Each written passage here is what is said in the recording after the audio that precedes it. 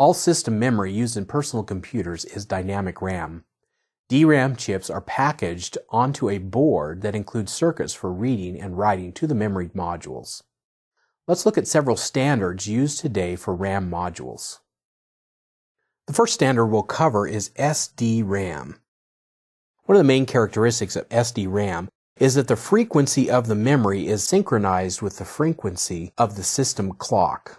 If you think of the system clock as a series of pulses, the memory is synchronized with those pulses to act in rhythm or in time with the system clock. SDRAM sends one instruction per cycle.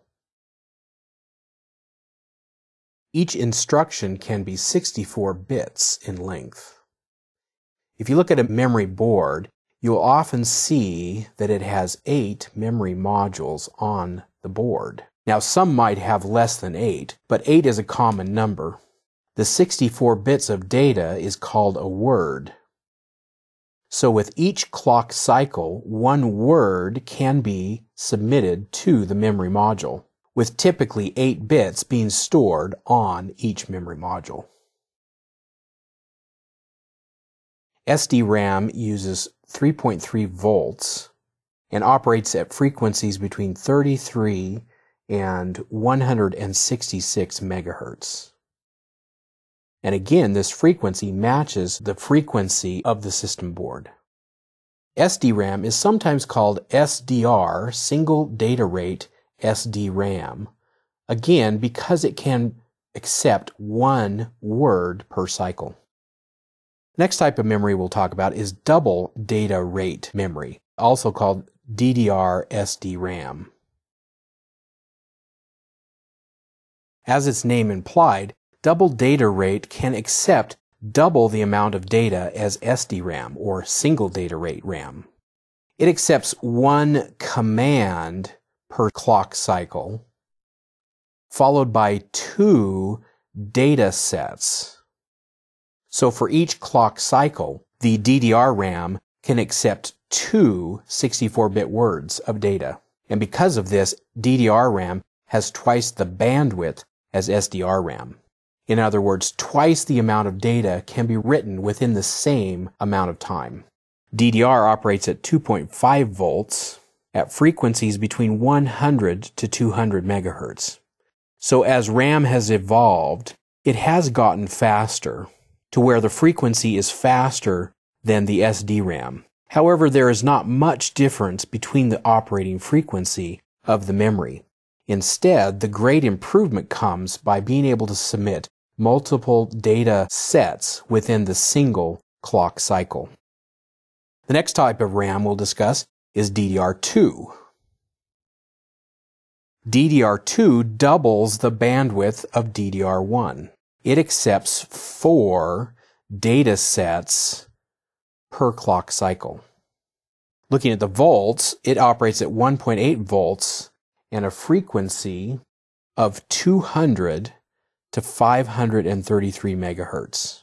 So the frequency is not only faster, but again, the performance comes by doubling the amount of data that can be submitted within a single clock cycle. Another improvement with DDR2 is that there is now a buffer between the data bus and the memory. The buffer helps achieve these 4 data sets and the increased speed per clock cycle. Another type of memory is DDR3. Again, being an improvement on the previous versions, it doubles the data rate of DDR2. So in this case, it can accept 8 data sets per clock cycle. Like DDR2, it has a buffer, and its operating characteristics are 1.5 volts with a frequency between 400 and 1000 megahertz. So you can see as we move from SDRAM to DDR2 and DDR3, we lower the voltage in each case while increasing the operating frequency. We also take the amount of data that can be submitted in each cycle and double that, with DDR doubling the amount of data as SDRAM, DDR2 doubling the amount of data from DDR, and DDR3 doubling the amount of data from DDR2. When newer DDR4 specifications come along, you can probably guess that DDR4 would double the amount of data to 16 data sets per clock cycle, and DDR4 will likely have lower voltage requirements with a higher frequency. One final type of RAM to discuss is RDRAM, also called Rambus RAM. Rambus was an alternative specification to DDR. Rambus was actually the first specification to double the data set over the SDRAM. DDR2 was a competing standard that eventually became accepted and evolved into the DDR2 and DDR3. You might see RDRAM in some older systems, but you are unlikely to get RDRAM in newer systems, as the DDR2 and DDR3 has become the main standard for memory. RDRAM, instead of transferring data in 64 bits, transfers data in 32 bits or even 16 bits at a time, but it does send 2 data sets per cycle. Another consideration with Rambus RAM is that in addition to having a memory module installed in your motherboard, any open modules must be configured with a continuity module. A continuity module is simply a module that does not contain RAM chips. So if you had one module with the memory chips on it, you would need to install 3 continuity chips to occupy the empty memory slots. We've seen how DDR memory increases the bandwidth of memory by sending multiple data sets in a single clock cycle. Another method for increasing memory bandwidth is by using multiple channels. A typical system configuration has a single memory controller that sends data to multiple memory modules. All data that is intended for my RAM must pass through this single memory controller. Dual channel memory adds a second or even a third memory controller to the motherboard.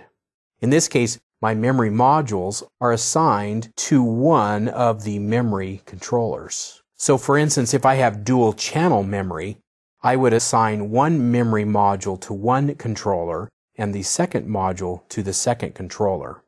Triple channel memory has 3 memory controllers and the chance to assign 3 different memory modules to 3 different memory controllers. With dual and triple channel, you can often assign multiple chips per channel. So for instance, if I had a dual channel system, I could have perhaps 4 memory modules with 2 modules assigned for each controller. With triple channel, I would complete the configuration by assigning a total of 6 modules across the 3 controllers. Using dual or triple channel in this manner does not replace the double data rate configuration or the DDR2 or DDR3 capabilities of the memory. So for instance, on a single clock cycle through this controller, I can send multiple instruction sets at a time for each clock cycle.